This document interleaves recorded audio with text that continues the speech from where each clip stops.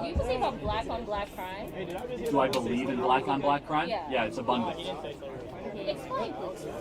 Yeah, it's the number one cause of death in many black communities. I mean, I'm just being honest. Like, He is right. Okay. Now, So back to our previous argument that was interrupted. So in the sense of what, like I was saying, you don't believe like because of the history and because races have been oppressed, you don't believe like race plays a part in things, and you don't believe like no, that's not true. No. So, do you know who Thomas Sowell is? You know who Thomas Sowell is? no.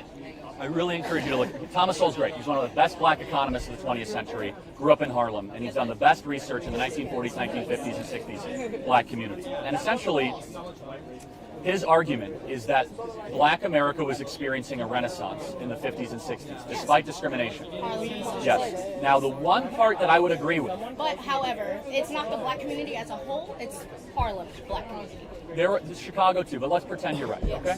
The one argument that I would agree with, and I'm against systemic racism arguments, the one that I would say, you know what, there was something very wrong is when Democrat Lyndon Baines Johnson came in and destroyed the black nuclear family.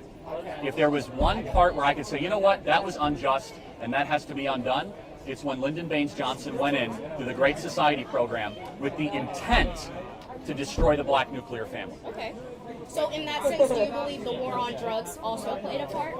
Or Not do you not really. believe in the war on drugs? Well, look, I mean, I believe we should be very harsh on drugs, but I think I would give some merit to the argument of some government agencies peddling cocaine in the inner cities. There is evidence to show that. I'm not going to debate it. Do I think it has so for example, like there's one number that I'm fascinated with, right? Single motherhood in the black community was about 28% in 1945. Okay? Now it's around 65 to 70%.